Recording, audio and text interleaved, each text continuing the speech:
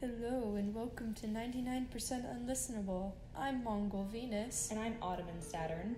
Our episode today is Forever a Clone, and we're exploring the future possibilities and ethical implications of cloning.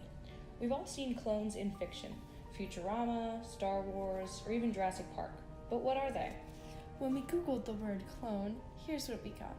An organism or cell, or group of organisms or cells, produced asexually from one ancestor or stock to which they are genetically identical.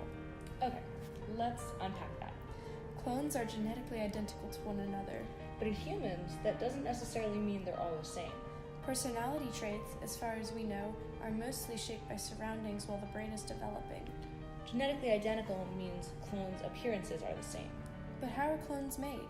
To find out, we're going to walk you through the process. We encourage you to follow along too.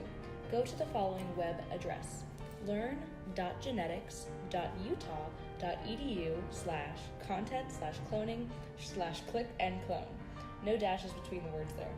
Or, if it's easier, we've linked it on our website, 99percentunlistenable.com. Here we go. Click and clone. Okay. So, this activity that we're going to do, we are cloning this mouse named Mimi using somatic cell nuclear transfer. Somatic. Somatic. So our mission is to create a genetically identical clone of Mimi, a brown female mouse, and we're going to click on her to begin. The tools we need to clone Mimi are Mimi, the mouse we will clone. We need our egg cell donor, who is going to be Megdo, and we need a surrogate mother called Mommy. We need a sharp and blunt pipette, some petri dishes, a microscope, and a chemical to stimulate cell division. Let's get cloning. So first, we're going to isolate the donor cells from Mimi and Megdo. Then remove and discard the nucleus from the egg cells. Then we're going to transfer the somatic cell nucleus into the inoculated egg cell and stimulate cell division. Then implant the embryo into Mommy, the surrogate mother, and deliver the baby mouse clone of Mimi. Okay. So first what we're doing is we're just putting their cells in petri dishes. We personally, as scientists. Yeah, absolutely. And now we take the nucleus. No. We're taking the egg cell and putting it into the microscope and removing the nucleus with the blunt and sharp pipettes. Cool. It's pretty cool. We just enucleated it. Now we use the enucleated egg cell from the petri dish and we put it with the somatic cell. Removing the other nucleus for the somatic cell. This is Mimi's cell. Oh, Mimi's, yeah. And we put that in the enucleated cell. So the egg cell, like the actual cell, is Megdo's, but the nucleus is Mimi's. Ah, okay. I see. And we're waiting. Now we wait. Cloning, done. It's done cloning. Well, done. No, it's not done cloning. It's done with the stuff. I don't know what it's doing. Now, we're going to divide a lot. We're going to stimulate cell division using this unknown solution. Because you know what they say about cloned egg cells, right? Can't always have just one. We're going to have 16. 16 cells is all it takes. Cloning, dividing, ding. And we're proceeding to the next step, which is we are going to implant the embryo, which is the divided mass of cells, into the surrogate mother. Right. Which is mommy, whatever. Yeah, whatever. And then she's... The gestation period of a mouse is 19 days. Yep. The reason it's a mouse is because, most cloning has been done with mice. At least for testing purposes, I guess. And that's it. And that's it. For the baby mouse, and it's a clone of Mimi. So the mouse is brown. Because it's Mimi. Uh-huh.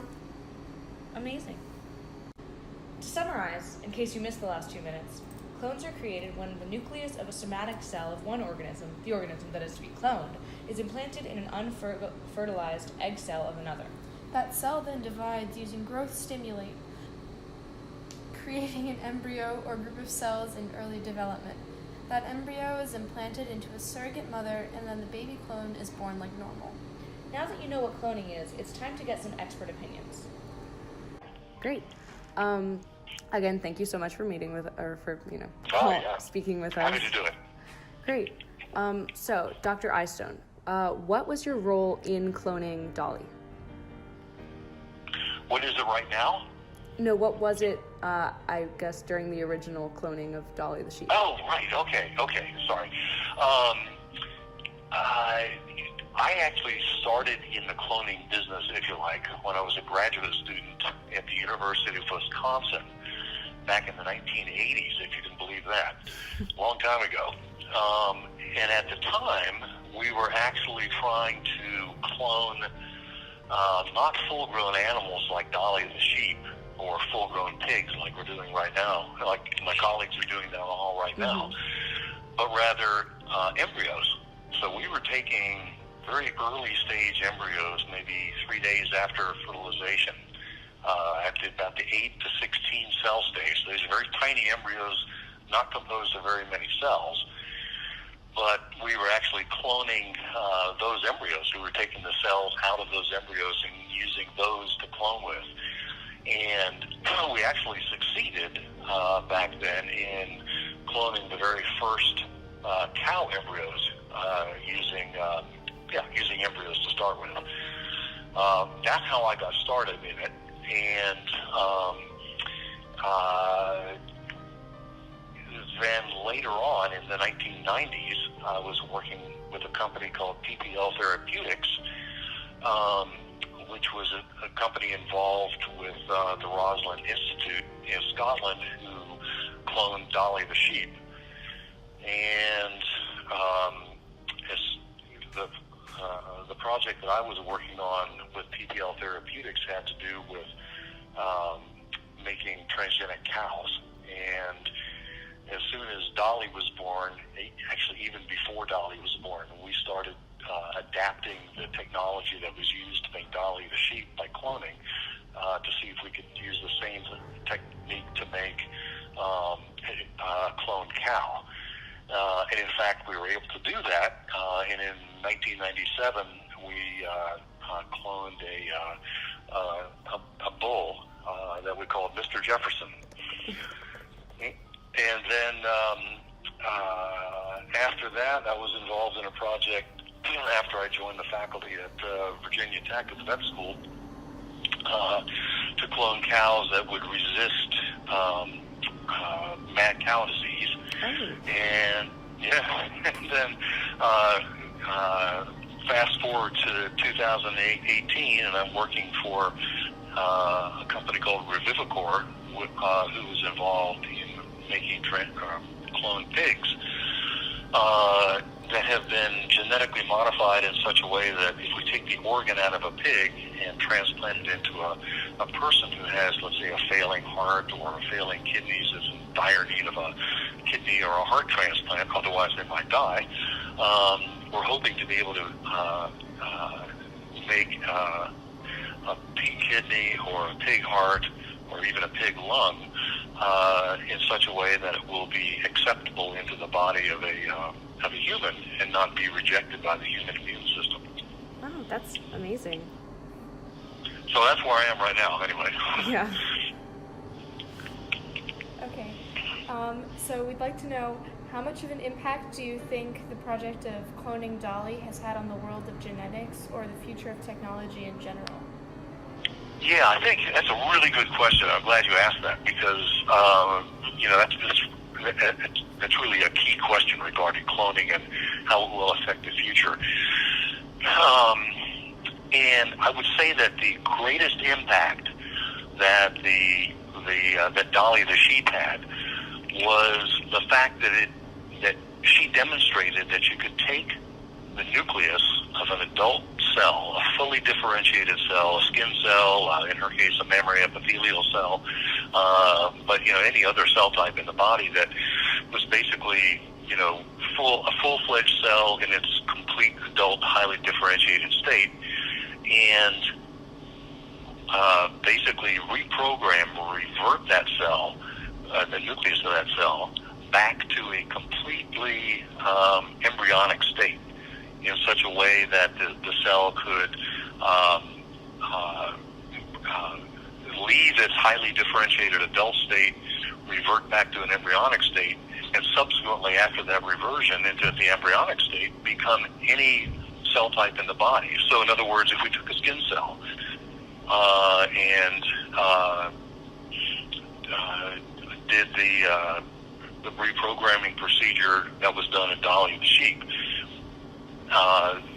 she demonstrated that mammary epithelial cell that she was made with could subsequently become ultimately an adult neuron, a nerve cell, or a skin cell, or a muscle cell, or really any other of the several hundred cell types that are in the body.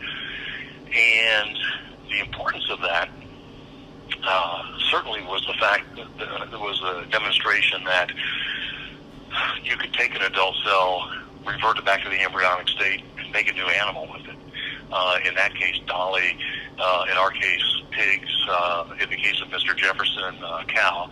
But maybe more importantly, the fact that the demonstration that you could actually take an adult cell, erase its adult identity, revert it back to an embryonic state, and then direct it to become a different cell type than it was in the adult state, was maybe the most important thing. Right. And the reason I say that is because it has not so much to do with the ability to make new animals with it, but rather to make new cell types with it. So, this probably is where the biggest impact of cloning will be. So, let me give you an example actually of something that's been being done in many laboratories around the country, and in fact in other laboratories in the company that I work for, and that is the idea that you could use this technology in the context of something called regenerative medicine. Mm-hmm. So if a human has a failing heart, for example, or has suffered a heart attack such that a lot of the muscle cells within the heart are irreversibly dead, and as a result, the heart is beating very weakly to the point where the person really can't get enough blood circulating to sustain life. Because the heart can't really replenish itself, it can't make new muscle cells on its own, it can't regenerate itself, as it were. The only solution to that problem is to actually take the failing heart out and replace it with another human heart if one is available. But it might be possible through regenerative medicine to actually take one of those patient's skin cells and convert that skin cell to an embryonic type cell, and then direct the differentiation of that embryonic cell into heart muscle cells. Those could be grown in a laboratory up to the point where they could actually be inserted into the failing heart to replace those that have been lost that were killed in the heart attack. That way, the patient wouldn't need to have a heart transplant, for example, but we actually might be able to restore or repair the heart that was damaged by the heart attack. And so I think and people are still working on that. We're probably a long way away from actually the reality of that kind of treatment happening. But the simple fact that what Dolly showed us was that you could take these adult cells, make an embryonic, revert them to an embryonic state, and then grow them into multiple different cell types. What we're doing in the laboratory now is taking a Dolly-like technology and using that technology to make embryonic type cells, or induced pluripotent cells is what we call them in the laboratory. You may have run across that term in your research. And then make heart cells or nerve cells or kidney cells or any cell type that would be useful in a therapeutic context to heal any number of diseases that people might be suffering from. Yeah, so you're saying that rather than taking a skin cell or anything and growing a whole animal or person, you can actually isolate it and target like specific cells and then... Yes, exactly. It's incredible.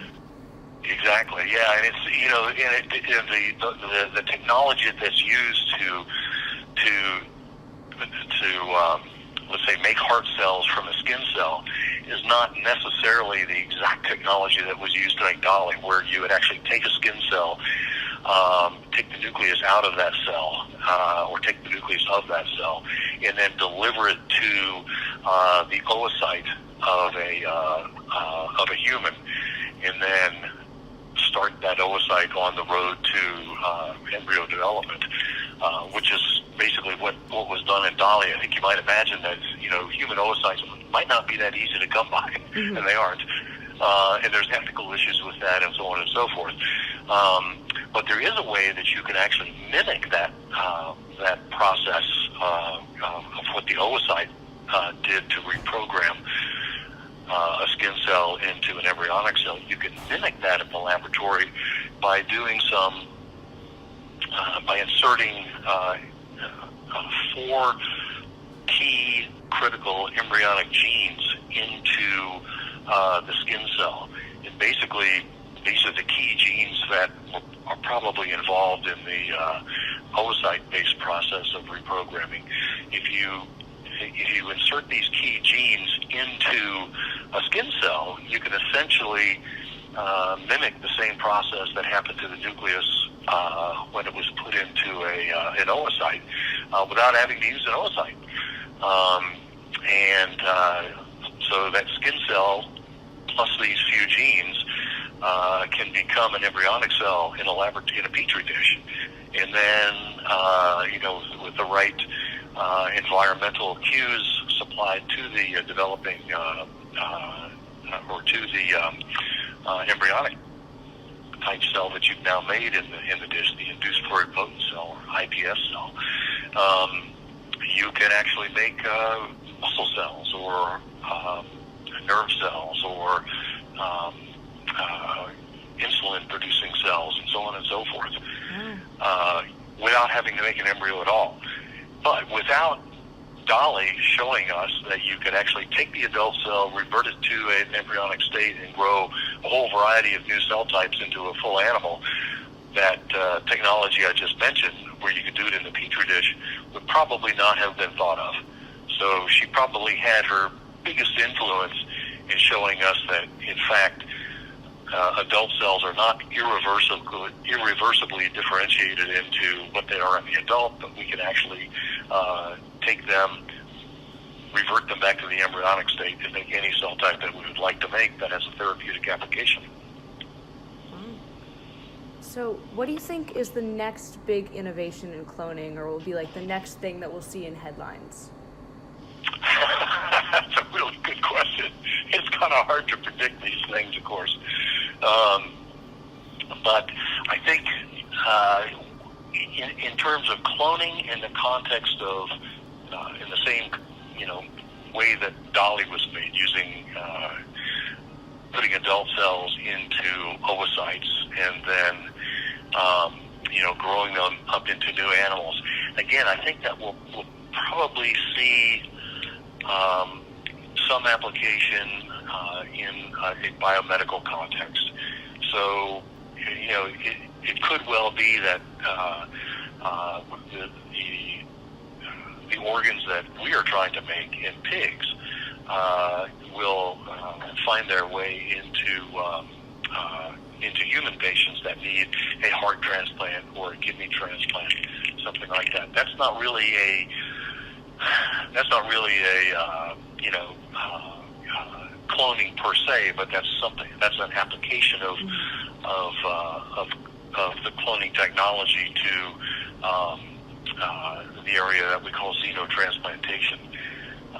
taking an animal part, for example, and being able to put it into a different species, in that case a human, for a therapeutic purpose. We think we're maybe just a year or 2 or 3 maybe away from that being able to happen in human patients.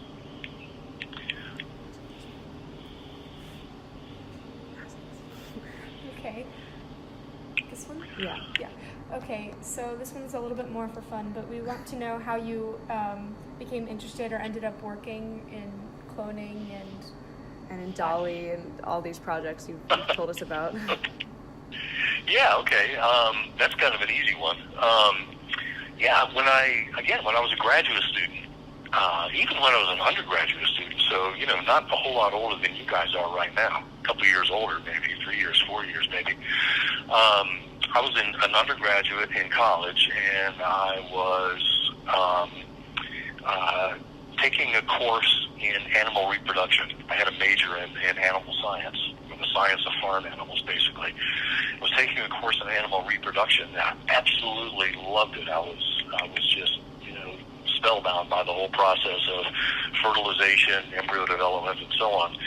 So when I decided to go to graduate school and pursue eventually a PhD in that same area, and I was really lucky to have done my PhD in a laboratory that was working on just that very thing, in vitro fertilization in cattle, and the culture of embryos through the first week or so of development. So my project ended up being one of how to culture embryos from the single cell freshly fertilized stage up to the blastocyst stage, which is occurs during the first week of development, gets them from a single cell up to about 200 cells, to the point where they could be taken out of a petri dish in the laboratory and actually transferred very conveniently into the uterus of a recipient cow. Mm-hmm. And so anyway, in the project that I worked on, we were able to actually accomplish that and actually generate the very first calves that were born, from that sort of artificial beginning, if you like. And that was all well and good, but then I was very interested also in how we could, apply this to, the biomedical field or to agriculture. And the first application seemed to be, this is really before cloning of adults and Dolly got underway, but the first application seemed to be in making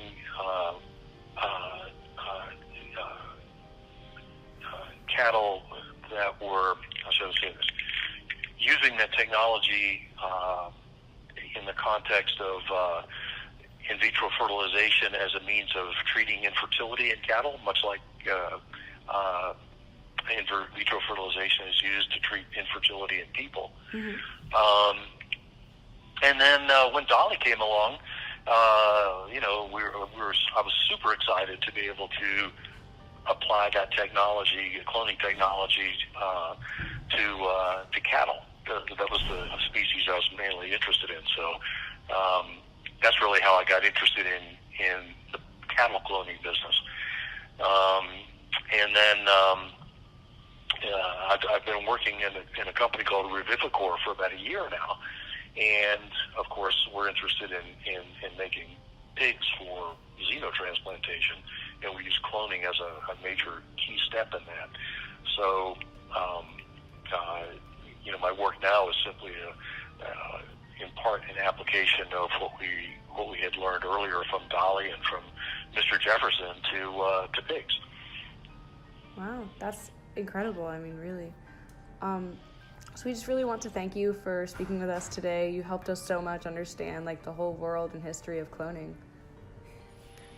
Well, if anything arises as you generate your podcast and you have any additional questions, I think Lucy Britt has my email. Perhaps you guys do as well. And feel free to email me, or if you want to call me back, I'd be happy to answer any additional questions you might have. All right. Thank you so much. Yeah. Good luck with your podcast and your project. Thank you. Okay. All the best, guys. You too. Bye-bye. Bye-bye. Review of of the day is with Ellen Crawford and Creighton Tisdale. Ellen here is a world-renowned philosopher with a specialty in biomedical ethics. Creighton is a scientist researching how to strengthen telomeres to slow aging in clones. Ellen, start us off. Okay, thanks, Ottoman. So first, I would like to say that I would like to first talk about the ethics of reproductive cloning, and then cloning for biomedical research. So the case for banning human reproductive cloning is not difficult to make, at least for now. Most scientists agree that it is unsafe and likely to lead to serious abnormalities and birth defects. But suppose that one day producing a baby through cloning was no more risky than natural reproduction. Many believe, and I disagree, that it would be ethically objectionable, but it is not easy to say why.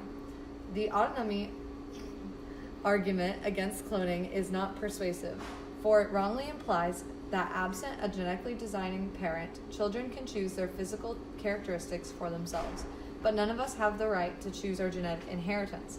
The alternative to a cloned or genetically enhanced child is not an anonymous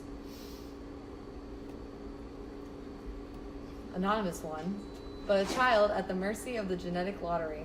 Some argue that cloning is wrong because it departs from natural sexual procreation, but this objection also fails to reach the heart of the matter. What makes reproductive cloning morally troubling is that its primary purpose is to create children of a certain kind. In this respect, it is similar to other forms of genetic engineering by which parents seek to choose the traits of their children: sex, eye color, perhaps one day even their intellectual attributes, athletic prowess, and musical ability. Creighton, what do you think? Well, I feel like on the topic of designer babies, honestly, cloning can come from just selecting or a sample that already exists, not necessarily engineering one to fit exactly what you need. It can be very beneficial to two parents that are not able to have children as well, and the use of cloning in that would be able to help build families. There is nothing objectively wrong with departing from the natural method of reproduction, and there's still a surrogate mother who gives birth in a natural manner. Talking about how that's unnatural, unethical, doesn't really hold any ground. Interesting. Any response, Ellen? Well, I would have to disagree with you that when you depart from the natural process, you are going completely off of what humans were intended to do reproductively. You are changing the norms completely, going against everything that we've known and have had in our respects since the beginning of time. You are completely departing from any ethical reasoning. Cloning, in a sense, cloning a human child or being able to choose the traits that a child is born with is completely unethical, because what about the people that can't? And what about that child? They might not want what their parents want. And if they're cloning their child to... that's why they're nervous about it. If they're cloning their child to have the traits that they specifically want, that child has no say in the matter, and they're not predisposed to the genetic lottery that everyone else is. I mean, children that are born either way, they didn't choose to take part in the genetic lottery or not. It's not a question of the will of the clone because they haven't been created yet. But in my opinion, cloning is no more unethical than having a pair of twins, because it is just the same set of DNA that you make into another human being. And there really isn't anything wrong with that. As far as the method of taking a sample of DNA that already exists, preserving it and recreating it and turning it into a human clone. Okay, I'd like to pose a question. Do you think it's ethical to design animals to increase use to humans? Designing animals genetically to increase use to humans, I would have to argue that in some cases it is ethical for humans, but for animals, no, it's not ethical to take their natural state and completely alter them so that they can in laboratories at least, there's been selective breeding, and that you could argue is a form of genetic altering in a way, since you're taking what you want and breeding it to make it better. But at the same time, cloning animals in a lab and just making animals in a lab is completely unethical. It's unorthodox. It shouldn't happen. I mean, there's nothing about the word unorthodox that's inherently bad. Society is meant to change. There's nothing wrong with change itself. And there is no pain that we are intending to put any of our clones through in the future when the process of cloning is not just as risky as natural birth. We can even honestly hone it in and refine it to make it less risky than human birth, and to get to a point where one could even say that natural birth would be unethical because of those risks. So at this point, you are arguing against the idea of cloning in its current state, which is a relatively new science that's still in the development, where the idea itself, there is nothing inherently wrong with. Back to the animals, I believe that it's, when you say that it wouldn't be causing them pain, when we're talking about cloning animals for human use, most of the time we intend to slaughter them for our own good. And that inherently, you, the researcher or the scientist, may not be causing them direct pain, but you're sending them to their deaths, and you're cloning them specifically to die. So that is their purpose in life, is to die. And with human children, there have been cases, and it has been proposed to clone a human child just so that they can supply, say, a brother or a sister or another relative with an organ that's needed. That is causing that child, that new human child that you have created in a lab, pain, seeing as how they will either die from whatever operation it is, or they will continue living their life further on, not knowing, or possibly knowing, that they are a clone that was specifically bred to provide someone else with an organ or save someone else's life, just so that they can continue living as a clone meant to harvest organs from. At no point did I ever argue for organ harvesting, and the argument you made about livestock, people don't really have much else of a need for cloning when we talk about livestock, because cloning, the process itself, is incredibly costly, and it would make absolutely no economic sense to create clones of animals that we use for livestock, other than letting them breed themselves and have natural delivery, because that's already a process that happens, and humans have already bred selectively to get the desirable traits in those livestock animals. So at this point, it just sounded like you were arguing against like the meat industry instead of the process of cloning itself. I was arguing against the cloning of animals in labs, such as test tube hamburgers. If you've ever heard of that, it's when they literally create an animal in a laboratory just so that they can harvest the meat off of it directly. And there have been many tests, and yes, right now, economically, it's not really like the right choice, but in the future, which they're working towards right now, they're working to make it cheaper so that in the future they could potentially just create meat or whatever else out of a few simple chemicals, or just out of an animal itself created in the lab. All right, a lot of really great ethical dilemmas and scientific inquiry for our listeners to think over. Thank you so much for meeting with us, Ellen Crawford and Creighton Tisdale. On the show with us now is Andrew Duke, a self-proclaimed expert and enthusiast on the future of cloning. Today, Andrew will be speaking to us about personal and public use of clones, along with ethical dilemmas he believes could arise. So, Andrew, what's the main use you foresee for personal clones in the future?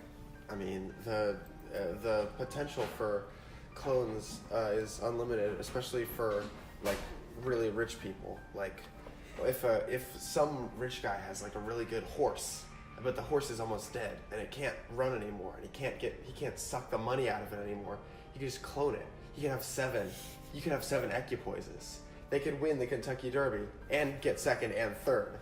They could take all of the money, and why even stop with animals? Why not just clone like your bodyguard, and then you have 20 bodyguards. You could make an army out of your bodyguard.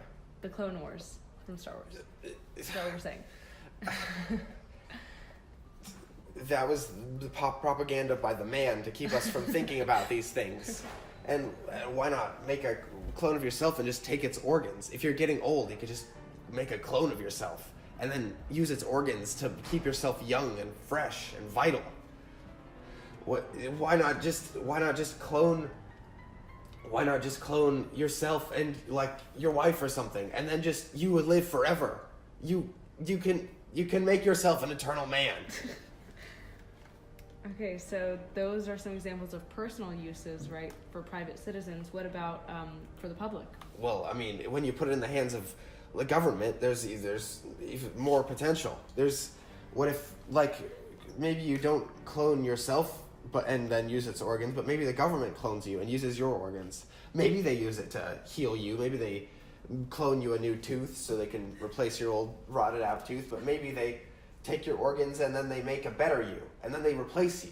Or why not just clone the politicians? Why not clone George Washington? Why not have George Washington be forever president? Just keep cloning him. Why not just have the entire government be made up of clones of George Washington? George Washington 6, 7, and 8 are on the floor, sir, Mr. Speaker. They're gonna take over.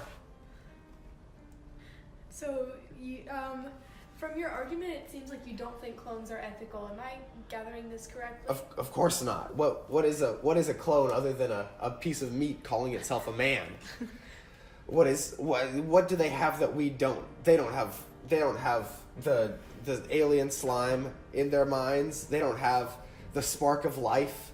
What do they have? They don't have rights. And speaking of rights, what about, like, who are we going to have birth these clones? Are we going to have, like, people whose jobs are to just birth clones? What do they have? Do they have rights? They don't have rights. The clones don't have rights. The mothers don't have rights. What are rights? And why not? Why even make the clone just a complete clone of the person? Why not just splice in more DNA? Why not go full on Jurassic World? You've got your man. Why don't you add in some ape DNA? You've got a strong man now. You've got a strong man. Maybe give him some good legs because you give him some Velociraptor DNA. Why not just if there's no rules, they're just right, Outback Steakhouse, then what are we even supposed to do anymore? There's nothing to make us want anything anymore. It's the government. It is the government, huh? Of course it's the government. It's always the government. Well, thank you so much for speaking to us today, Andrew. I think we learned a lot. We really did. Thank you. In the studio with us now is Jack Earig, an actual human clone. Jack was cloned from a man named John who felt his genes were so important that they had to live on. John died 20 years ago in a house fire. So, Jack, what does it feel like to be a clone? Well, it feels... I don't know what to compare it to, because I've never been not a clone. It hurts. Like, when you stub your toe or something, it hurts a lot. It hurts, like, do you think it's the same amount of pain as a normal person? I'm pretty sure. Yeah. Okay. Did you ever have a moment of self-awareness when you realized you were a clone, or have you always known? Well, the scientists at the facility kept telling me that I was a clone, and eventually I looked it up in the dictionary, and that was when I realized. How old were you?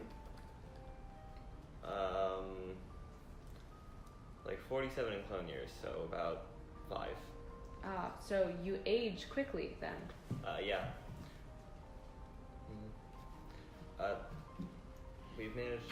They managed to like allow us to like stay young, looking for a while, but on the inside we die very fast. I see. That's unfortunate. So, this man, John, whose genes that you have, do you have his memories? No, but I do have this bizarre obsession with blue jeans. Ah, I see. Jeans. That man really loved jeans, huh? Yeah. Yes, John. he did. John and his jeans. So, are you at all in contact with the surrogate mother who birthed you, your clone genes? Do you know who she is? No idea. No Absolutely idea. none. That's probably a legal issue then. Wouldn't you agree, Yeah. Mongol? Yeah. I mean, it's just so surrogate mothers.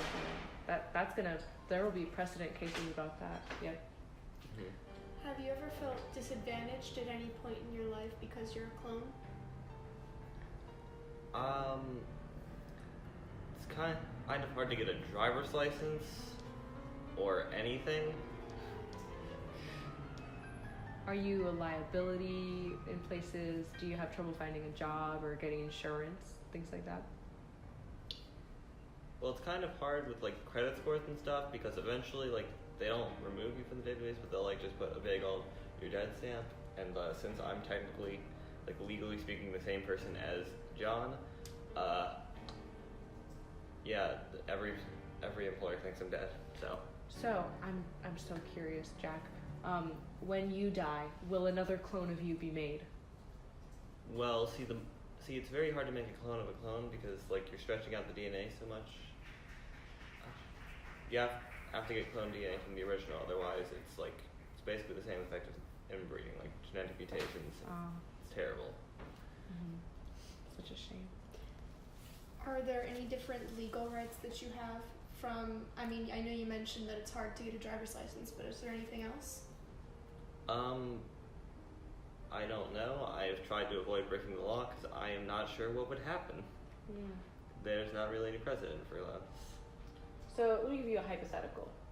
If you were to kill someone, then would John be blamed?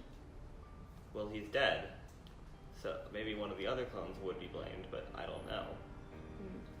That would be a very interesting case. This is also a hypothetical. If you walked into a place where you needed ID and you gave them an ID that was John's ID, do you think they'd let you in?